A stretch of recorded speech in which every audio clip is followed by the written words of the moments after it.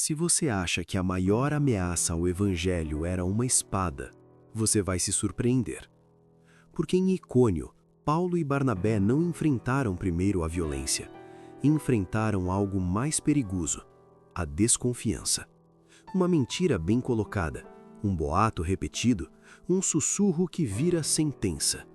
E o mais assustador? A cidade não foi tomada por um exército, foi dividida por uma mensagem. Na sinagoga, a palavra caiu como fogo. E creu uma grande multidão, não só de judeus, mas também de gregos. Atos 14:1. Mas enquanto uns eram iluminados, outros eram consumidos por inveja. E em poucos dias, o que era fé virou tensão, o que era conversa virou acusação, e o que era resistência virou um plano de morte. Hoje você vai ver como uma cidade inteira rachou ao meio e como a mesma multidão que quase adorou os apóstolos depois tentou matá-los a pedradas. Fica comigo, porque essa história não é só sobre eles, é sobre o que acontece toda vez que a verdade entra em um lugar e alguém decide que não vai perdê-lo sem lutar. Antioquia da Pisídia ficara para trás. Mas o peso espiritual daquela missão seguia com Paulo e Barnabé enquanto seus passos os conduziam a Icônio, uma cidade onde expectativas humanas e resistência espiritual se encontrariam em confronto silencioso. Como sempre faziam, entraram primeiro na sinagoga, não por estratégia humana, mas por fidelidade à ordem divina. Ali, entre rostos atentos e olhares desconfiados, a palavra foi anunciada com clareza e autoridade, e algo invisível começou a se mover nos corações. Creu uma grande multidão, não só de judeus, mas também de gregos. Atos dos Apóstolos 14:1. A fé atravessava fronteiras culturais, rompendo muros antigos, despertando esperança onde antes havia apenas tradição. Mas a mesma palavra que iluminava alguns incendiava outros. Judeus incrédulos, incapazes de suportar a perda de influência, começaram a semear desconfiança, incitando os gentios contra os irmãos, transformando a cidade em um campo de tensão crescente, onde cada conversa carregava o risco de se tornar uma acusação. Ainda assim, Paulo e Barnabé não recuaram. Permaneceram firmes, falando ousadamente acerca do Senhor, mesmo quando a oposição se tornava mais organizada e o ódio mais articulado. O céu respondia à fidelidade deles, pois Deus dava testemunho à palavra da sua graça, permitindo que por suas mãos se fizessem sinais e prodígios. Atos 14:3. Esses sinais não eram espetáculo, mas selos divinos, confirmando silenciosamente a verdade anunciada, e muitos, com o coração aberto à convicção, se rendiam ao Evangelho. A inveja, porém, crescia na mesma proporção. Relatos falsos começaram a circular, exagerados, venenosos, levando as autoridades a temer uma insurreição iminente. Os discípulos passaram a ser levados repetidas vezes diante dos magistrados, e ali, sem gritos ou defesas inflamadas, apresentavam com calma aquilo que ensinavam. As autoridades, divididas entre a pressão política e a evidência moral, eram obrigadas a reconhecer que aqueles ensinos formavam homens virtuosos e cidadãos leais. Mesmo assim, a cidade permanecia dividida, suspensa entre a verdade que transformava e a hostilidade que se organizava em silêncio, preparando um desfecho que ainda não se revelava. A oposição que se levantava contra os discípulos, em vez de sufocar a verdade, fazia com que ela se espalhasse ainda mais, como fogo levado pelo vento. A própria cidade passou a viver uma fratura visível, pois dividiu-se a multidão, e uns eram pelos judeus e outros pelos apóstolos. Atos 14:4. Aquilo que antes se murmurava em pequenos grupos, agora ecoava nas ruas, nos lares e nos tribunais.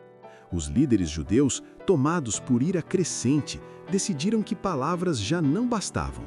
Alimentaram as paixões mais baixas da multidão, provocando um motim e atribuindo-o aos ensinos de Paulo e Barnabé, esperando assim envolver os magistrados numa falsa urgência política.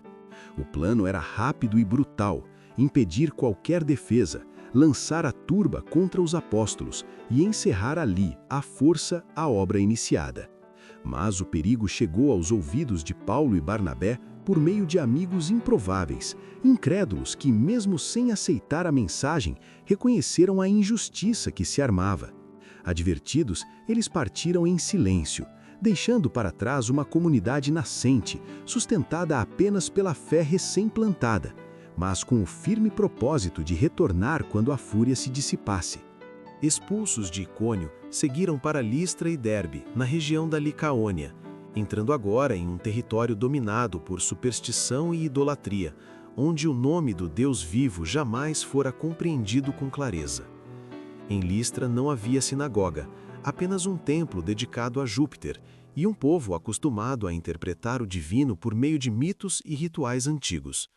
Quando Paulo e Barnabé começaram a falar, explicando as verdades simples do Evangelho, muitos tentaram encaixar aquela mensagem nas crenças que já possuíam, misturando o novo com o antigo. Com paciência reverente, os apóstolos desviaram o olhar deles dos ídolos para o Criador, apontando para o sol que aquecia seus dias, a lua que governava as noites, as estrelas que riscavam o céu, as estações que se sucediam com ordem perfeita, as montanhas cobertas de neve e as árvores que se erguiam majestosas. Por meio dessas obras visíveis, conduziam os corações gentios à contemplação silenciosa do grande governador do universo, sem saber ainda como aquela compreensão recém-desperta seria provada quando a fé começasse a exigir mais do que admiração. Tendo lançado fundamentos claros acerca do Criador, Paulo e Barnabé conduziram os corações de Listra a uma revelação mais profunda, falando do Filho de Deus que descera do céu movido por amor aos filhos dos homens. Narraram sua vida marcada por misericórdia, seu ministério entre os rejeitados, a incompreensão daqueles a quem veio salvar, o julgamento injusto, a crucificação, a ressurreição triunfante e a ascensão, onde agora atua como advogado do homem. Essas verdades eram anunciadas não como filosofia, mas como realidade viva, e o Espírito de Deus operava silenciosamente entre os ouvintes. Em certo momento, enquanto Paulo falava das obras de Cristo, seus olhos encontraram os de um homem coxo desde o nascimento, que o fitava com atenção intensa, absorvendo cada palavra. Paulo discerniu naquele olhar algo invisível à multidão. Tinha fé para ser curado. Atos dos Apóstolos 14:9. Diante da assembleia idólatra, ordenou que se levantasse, e o impossível aconteceu. O homem obedeceu, ergueu-se pela primeira vez e começou a andar e saltar, como se toda uma vida de limitação tivesse sido rompida em um único instante de fé viva. O milagre incendiou a imaginação do povo, e a multidão, tomada por temor e êxtase, passou a clamar em língua licaônica que os deuses haviam descido à terra em forma humana. Barnabé foi chamado Júpiter, pela dignidade serena que irradiava, e Paulo, Mercúrio, por ser o porta-voz ardente da mensagem. A comoção cresceu a tal ponto que o sacerdote de Júpiter trouxe touros e grinaldas, disposto a oferecer sacrifícios diante da casa onde estavam hospedados. Ao compreenderem o que estava prestes a acontecer, Paulo e Barnabé rasgaram suas vestes e correram para o meio da multidão, clamando com urgência para deter aquela adoração equivocada. Paulo ergueu a voz acima do tumulto e declarou que eram apenas homens, sujeitos às mesmas paixões, enviados para anunciar que abandonassem as vaidades e se voltassem ao Deus vivo, Criador do céu, da terra e do mar, que nunca deixara de dar testemunho de si mesmo por meio das chuvas, das colheitas e da alegria concedida aos corações humanos.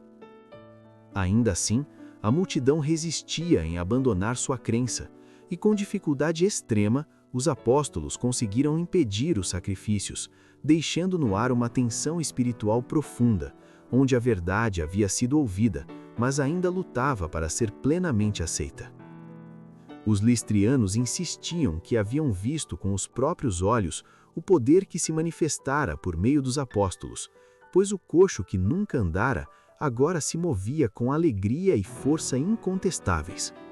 Somente após longa persuasão e explicações cuidadosas sobre sua missão como servos do Deus do céu e de seu filho, o grande médico, o povo começou a abandonar a ideia de sacrifícios.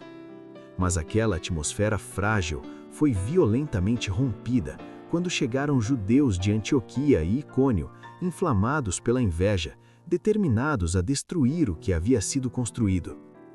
Com palavras de calúnia, inverteram o coração da multidão, transformando a admiração em ódio.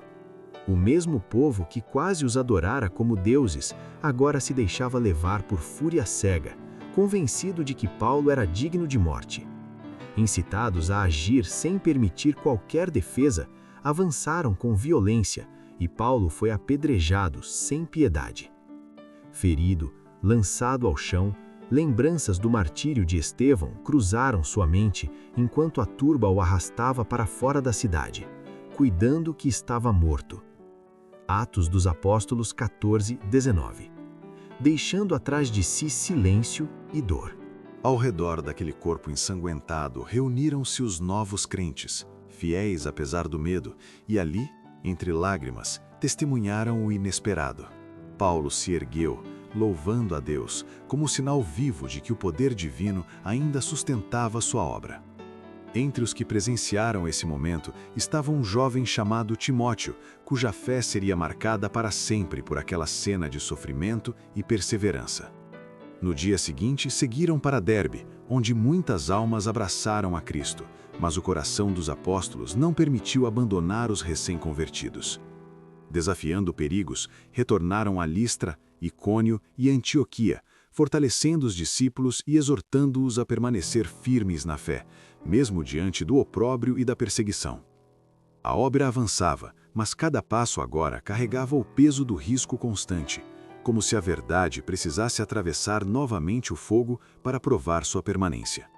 Para que a fé recém-nascida não fosse deixada à mercê das tempestades, Paulo e Barnabé cercaram os novos conversos com a salvaguarda da ordem evangélica, organizando cuidadosamente as igrejas em toda a Licaônia e a Pisídia.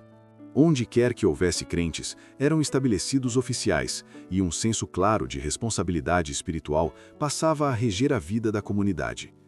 Nada era deixado ao acaso, pois essa organização refletia o plano divino de unir todos os que criam em Cristo em um só corpo vivo. Mesmo quando o número era pequeno, a igreja era formada e os irmãos aprendiam a caminhar juntos, sustentando-se mutuamente na fé, firmados na promessa de Jesus. Onde estiverem 2 ou 3 reunidos em meu nome, aí estou eu no meio deles. Evangelho de Mateus 18:20. Essas pequenas comunidades ocupavam um lugar profundo no coração de Paulo, que as carregava como constante preocupação, sabendo que precisavam de cuidado especial para serem firmadas na verdade e preparadas para testemunhar com amor e perseverança em meio à oposição. Seguindo o exemplo de Cristo, os apóstolos trabalhavam sem buscar conforto pessoal, movidos por sacrifício voluntário, oração incessante e zelo ardente pelas almas. Ao semear a verdade, não deixavam os convertidos sem direção.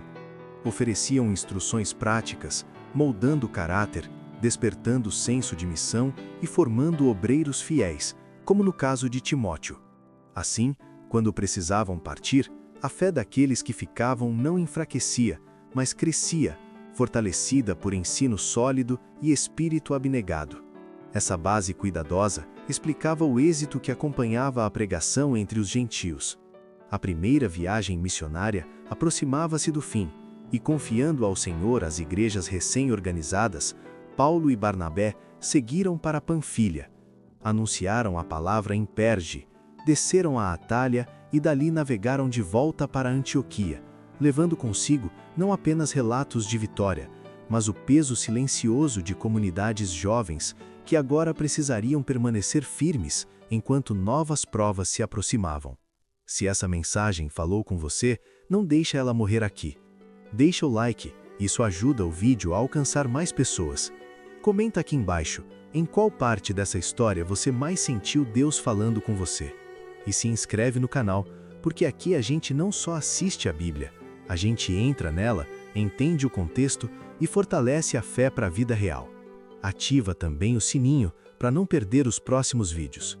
Que Deus te fortaleça, te guarde e te firme na verdade. A gente se vê no próximo.